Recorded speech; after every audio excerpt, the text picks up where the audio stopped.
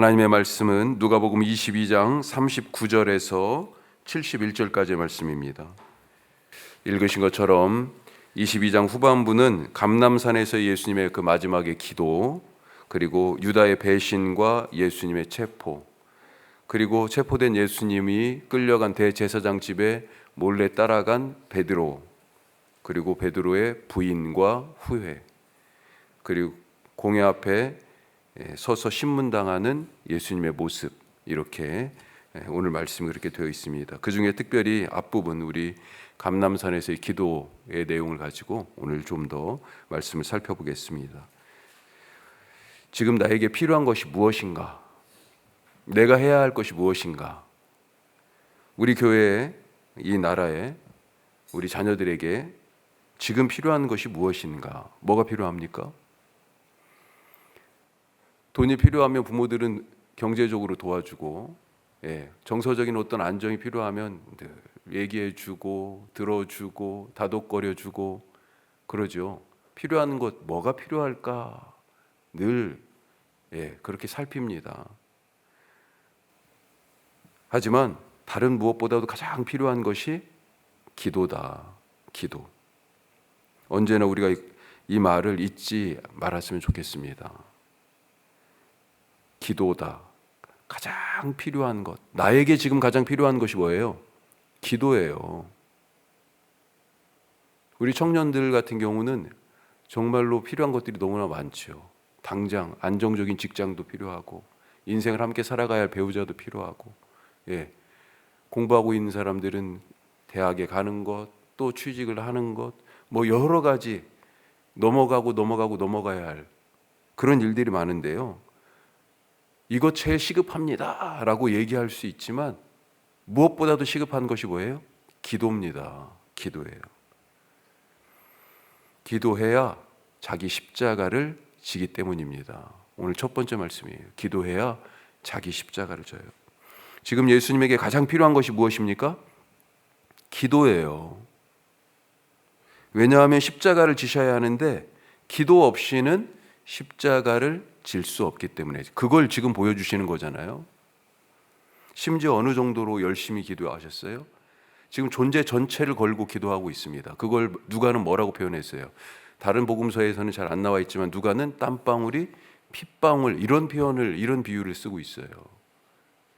피를 쏟아가면서, 피가 뭐예요? 생명입니다. 목숨을 걸고 절박하게 그렇게 기도하고 계시는 거예요. 기도 없이는 십자가를 질 수 없습니다. 이건 제자들도 마찬가지예요. 제자는 어떤 사람입니까? 예수님을 따르는 사람인데 그 따름의 정점이 뭐예요? 십자가잖아요. 제자는 십자가를 지는 사람입니다. 그래서 제자냐 제자가 아니냐 판별하는 기준은 그가 십자가를 지고 있는가 아닌가를 보면 되는 거죠. 어떻게 제자가 십자가를 져요? 기도하지 않고는 질 수 없다는 것을 예수님이 보여주셨잖아요. 예수님도 십자가를 지기 전에 이렇게 기도하면서 존재 전체를 걸고 피를 쏟아가면서 그런 심정으로 지금 기도하고 계시는데 어떻게 어떤 제자가 기도 없이 십자가를 질 수 있다는 거예요. 그러니까 십자가를 지고 있느냐 아니냐는 다른 말로요, 그 사람이 기도하는 사람이냐 아니냐를 통해서 우리가 알 수 있어요. 교회에서 뭔가를 열심히 하고 세상에서도 뭔가를 열심히 하면서 정말로 부지런하게 사는 것 같은데 기도하지 않고 한다? 위험한 거잖아요. 위험한 겁니다, 정말.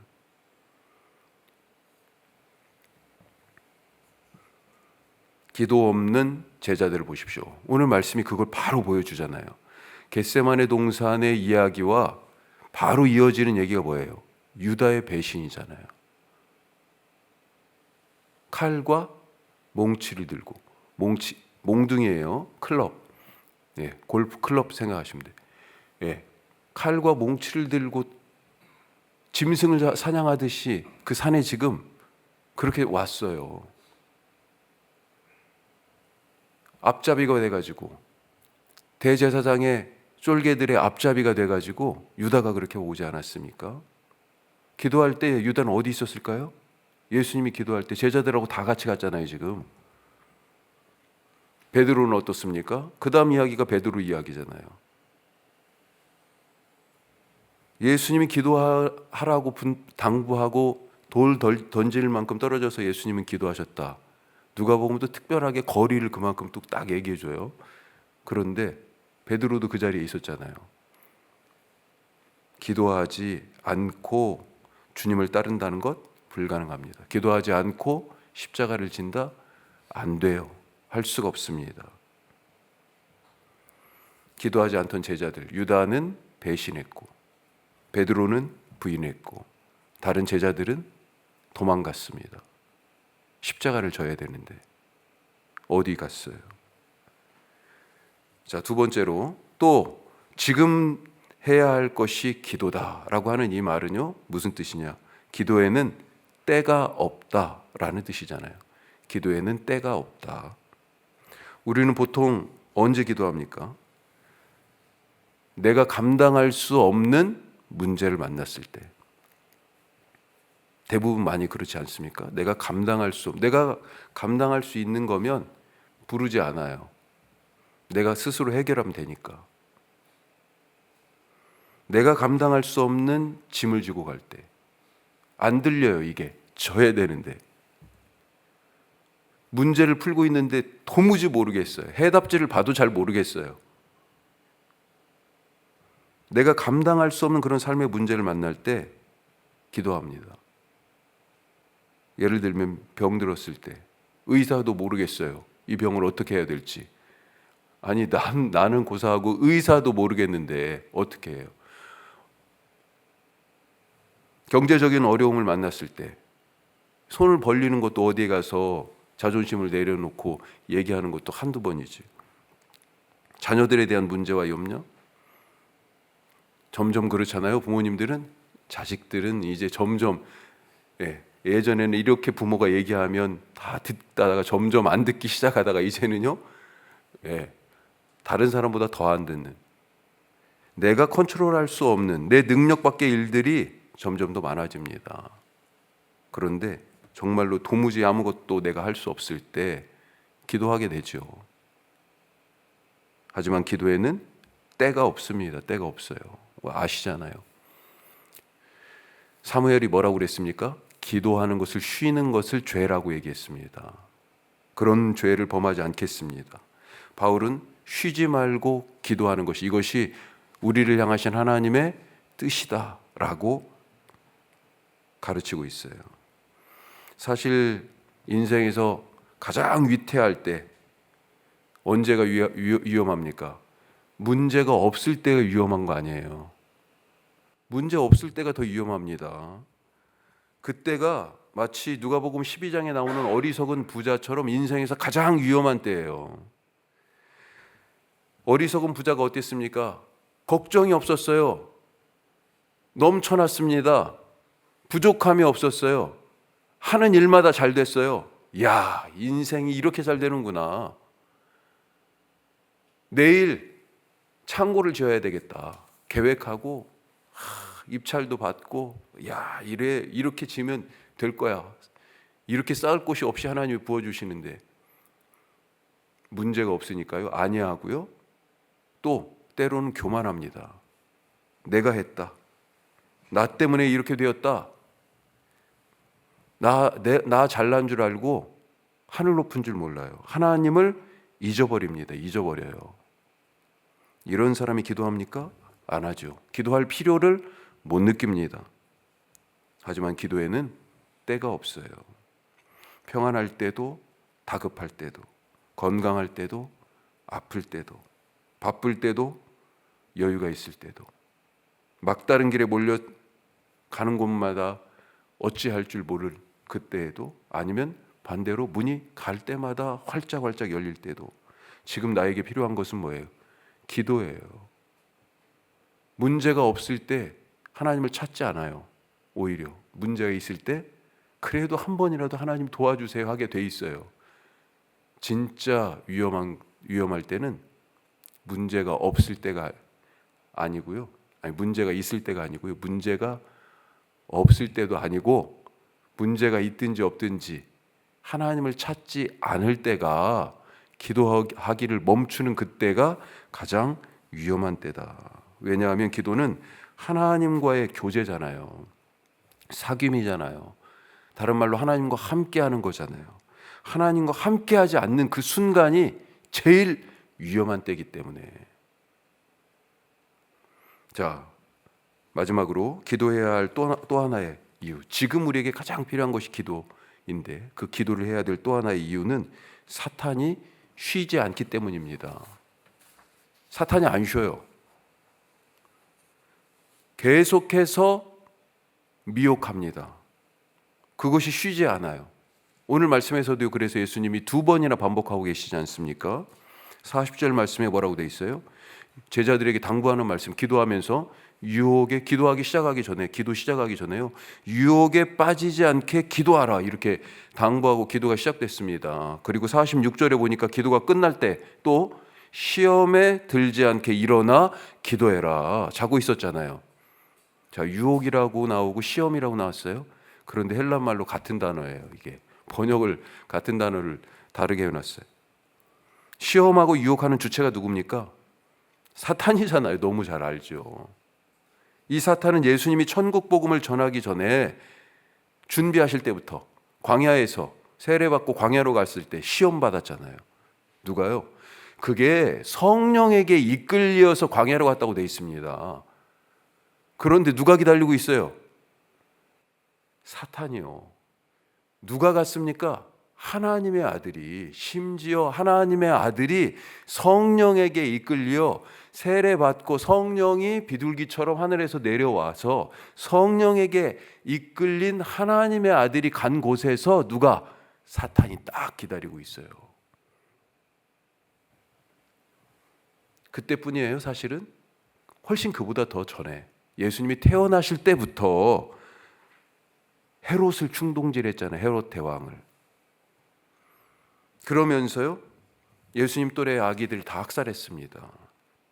영적인 관점에서 이 헤롯의 유아학살을 보면 사탄이 예수님한테요, 야, 너 죽지 않으면 이 아기들 다 죽이겠어, 협박한 거잖아요.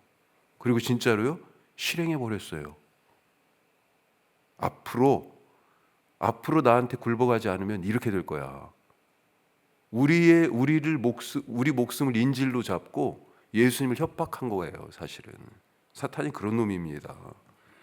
예수님은 십자가를 지기 전에 그래서 사탄이 제자들을 미혹할 것을 보셨어요. 그래서 깨워서 기도하라고, 시험에 들지 않게, 유혹을 받지 않도록 기도하라고 당부하셨던 것입니다. 베드로가 넘어갈 뻔했잖아요. 예수님이 딱 붙잡아 주셨습니다.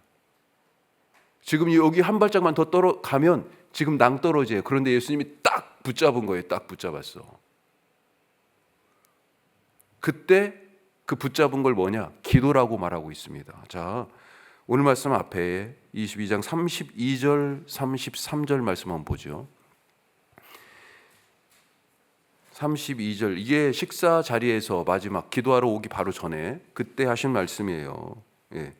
32절, 33절 같이 합니다. 시몬아, 시몬아, 보라, 사탄이 너희를 밀 까부르듯 하려고 요구하였으나 그러나 내가 너를 위하여 내 믿음이 떨어지지 않기를 기도하였노니 너는 돌이킨 후에 내 형제를 굳게 하라. 실제로 밀 까부르듯이, 이 까부른다 그랬더니 이게 원래는 저도 그래서 이 한글만 보고 키질 한다고 생각했어요. 키질. 그런데 번역은 채로 돼 있더라고. 채 치는 거. 예. 키질하고 채 치는 건 좀 다르죠. 하지만 알맹이와 쭉정이를 골라낸다라고 하는 차원에서는 다 지금 같은 말이죠. 키질은 뭐예요? 바람에 날리는 겁니다. 그렇게 이해하셔도 상관없을 것 같아요. 밀 까부르듯 하려고. 예. 베드로가요 3번씩이나 부인하면서 그렇게 날아갈 뻔했습니다. 사탄에게 넘어갈 뻔했어요. 하지만 딱 붙잡아 주셨습니다. 부활 후에도요, 갈릴리에 있는 베드로를 예수님이 또 찾아가셔가지고 뭐라고 하셨어요? 내 양을 먹이라. 다시 붙잡아 세워주셨어요. 사명으로. 내 형제들을 굳게 하라. 그렇게 지금 마지막 당부하잖아요. 딱 붙잡아 다시 이렇게 세우시고 넘어갈 뻔하던 베드로를. 그런데 예수님이 어떻게 이 사탄에게 넘어갈 뻔한 베드로를 붙잡아 주신 거예요? 분명히 말씀하고 있잖아요. 내가 너를 위하여 내 믿음이 떨어지지 않기를 기도하였다. 다른 방법이 아닙니다. 누군가를 붙잡아 주고 싶으세요? 누군가에게 뭔가 도움이 되고 싶으십니까? 이 새벽에 오셔서 우리가 때로는 나라를 위해서, 교회를 위하여, 다른 집 자식을 위하여서, 어떤 문제를 갖고 있는 우리 교회 다른 가족들을 위하여서 기도하는 거 정말 값진 일입니다. 아무도 알아주지 않는 이 기도가 무슨 의미가 있을까? 그렇게 생각하지 마세요. 가장 값진 거예요. 예수님이 지금 베드로를 위하여 기도하셨잖아요.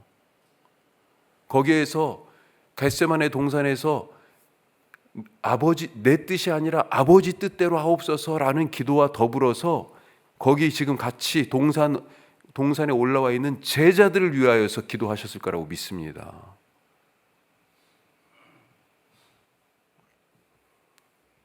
사탄이 참 부지런합니다. 그래서요, 쉬지 않고 유혹해요. 예수님 탄생에서부터, 광야 시험에서부터, 사역 중간중간에 계속해서, 그리고 십자가를 지기 바로 이 직전까지도요, 아주 열과 성을 다해서 부지런합니다. 가만히 생각해 보세요. 지금 가룟 유다가 대제사장의 수하들의 앞잡이가 되어서 예수님을 잡으러 왔어요. 그런데 따져보세요. 여기 감람산 오기 전에 마지막 식사 자리에 유다가 있었어요. 유다가 거기에 있었습니다. 그리고 나서 빠져나와서 지금 깜깜한 이 산으로 오고 있었잖아요. 그 사이에 지금 도망간 거예요. 가가지고 성으로 가가지고 대제사장 먼저 지금 이미 짰었잖아요. 이미 만나서. 부지런도 합니다. 다른 제자들은 지금 얼마나 피곤해요. 골아 떨어져 있어요. 이 동산에서. 그런데 유다는 그 사이에 피곤함도 있고 가가지고 이 군사들을 지금 데리고 왔어요. 악인들이 얼마나 부지런한지 모릅니다. 열심인지 몰라요. 그 악을 이기기 위하여 제자인 우리가 어떻게 해야 됩니까? 선을 행하기에 더 부지런해야지요. 우리가 바리새인과 서기관들의 그 의로움보다 더 의로워야 되지요. 우리는 무엇에 부지런해야 합니까? 기도해요. 그걸 지금 예수님이 보여주신 겁니다. 그래서 쉬지 않고 기도하라 하세요. 기도 이외에는 귀신을 쫓아내시면서 그랬잖아요. 이런 종류가 나갈 다른 방법이 없다. 이 마귀 같은 이런 것들이 쫓겨나갈 다른 방법이 기도 외에 다른 것이 없다. 주님이 말씀하셨습니다. 부지런한 마귀 사탄보다 오늘 더 부지런한, 기도하기에 부지런한 하루 되시길 바랍니다. 기도하겠습니다. 지금 내가 해야 될 것이 무엇입니까? 항상 생각하세요. 엄청 급할 때, 내가 지금 해야 할 것이 기도구나. 기도는 CPR이에요. 왜요? 기도는 호흡이잖아요. 호흡이 끊어진 사람, 뭐가 더 필요합니까? 기도예요, 기도. 성도에게 가장 시급하고 급한 거, 필요한 것은 기도. 주님, 쉬지 않고 그 기도하게 하여 주시고, 그리고 마귀 사탄보다 더 부지런하게 기도하게 애쓰는 그런 하루가 되게 하여 주옵소서. 내가 누군가를 위하여 줄 수 있는 가장 최고의 선물, 다른 것이 아니라 기도인 것을 잊지 마시기 바랍니다. 오늘 특별히 우리 나라를 위해서 기도하십시다. 주님, 이 나라 불쌍히 여겨주시고 하나님의 뜻 안에서 세워주시옵소서. 일일이 지금 이 상황들을 다 아시잖아요. 눈 감지 않게 하여 주시고, 특별히 한국교회가 바로 잘 세워지게 하여 주옵소서. 기도하시기 바라고, 우리 사랑방의 식구들 중에 기도해야 할 가족들이 있습니다. 사랑방 식구들 이름을 기억하고 얼굴을 떠올리시면서 기도하시고요. 우리 부활절 나눔하는 조이풀 바티아 교회, 필리핀의 조이풀 바티아 교회 이름 기억하시고 박종민 선교사님입니다. 그리고 고천교회 우리 산불 헌금 드린 것 어제 전달했습니다. 예, 오늘 이제 전화를 제가 드려보려고 그러는데요. 나중에 우리 고천교회 또 한번 우리가 기회가 돼서 갈 수 있는 기회가 됐으면 좋겠어요. 고천교회와 그 주변의 주민들, 김현수 목사님, 조이풀 바티아 교회 그리고 고천교회 위에서 같이 또 기도해 주시기 바랍니다. 아울러서 지금 중환자실에 계신 이선미 권사님, 큰올케 되는 김미자 씨 기도해 주시고 우리 노순자 권사님 건강 위해서도 기도해 주시기 바랍니다. 기도하겠습니다.